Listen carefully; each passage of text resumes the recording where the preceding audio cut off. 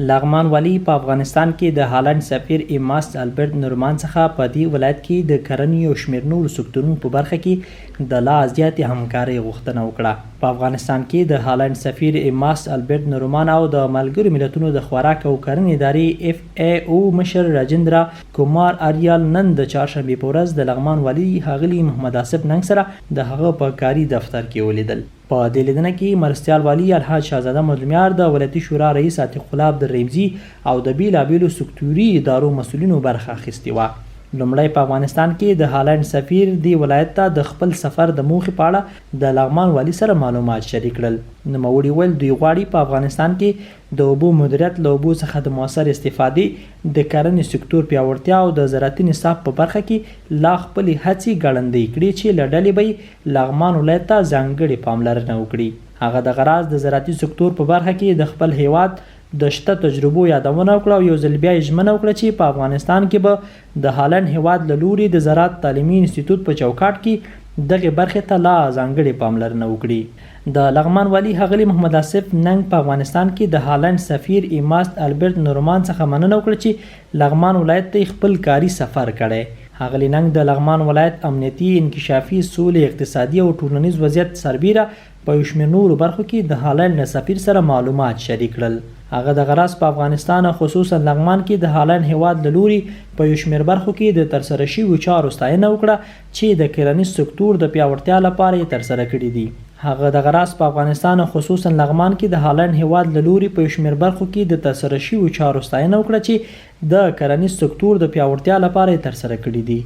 د لغمان والي دغه راز په افغانستان کې د هالینډ سفیر څخه په دې ولایت کې د کرنې او شمېر نورو سکتورونو په برخه کې د لا زیاتې همکارۍ غوښتنه وکړه. نوموړي ویل د دې ولایت په مرکز او ولسوالیو کې امنیتي وضعیت سربیره نور ټولې برخې دې ته آماده دي چې رغنیزې چارې دې پیل شي. نو هیله ده چې د هالینډ هیواد د کانالونو، سربندونو او ځینو نورو برخو کې د تل په څیر خپل همکارۍ ته ادامه ورکړي. د غراض په دې ناسته کې په شمېر نورو مهمو موضوعاتو هم خبرې وشوې او نظرونه سره تبادله شول.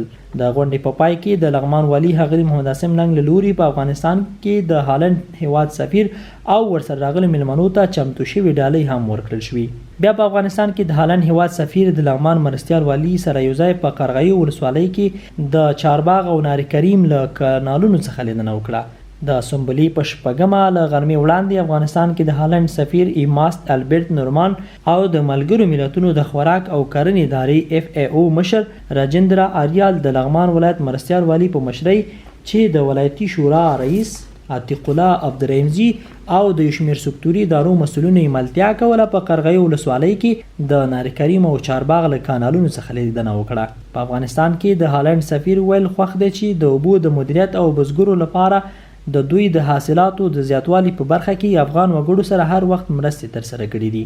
هغه دغه راز وایي هڅه کوي په راتلونکي کې هم دوی ته ورته پروژې چارې په لغمان ولایت کې پیل کړي.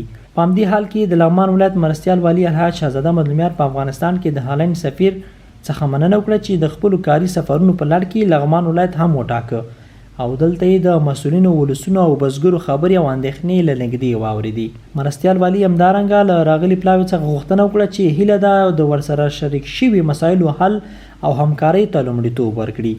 د لغمان ولایت د سیندیزې حوزې د رئیس سید عبدالرحیم سادات د معلوماتو له مخې چې د چهارباغ کانال 12 کیلومتره اوږدوالی لري چې 3500 کورنۍ ترېنه استفاده کوي او 2000 هکټاره ځمکه ورباندې خړوبېږي. د یادونې وړ ده چې په قرغی ولسوالۍ کې د شمېر نورو کانالونو سربیره د نهر کریم او چهارباغ کانالونه د هالینډ هیواد په مالی مرسته جوړ شوي دي.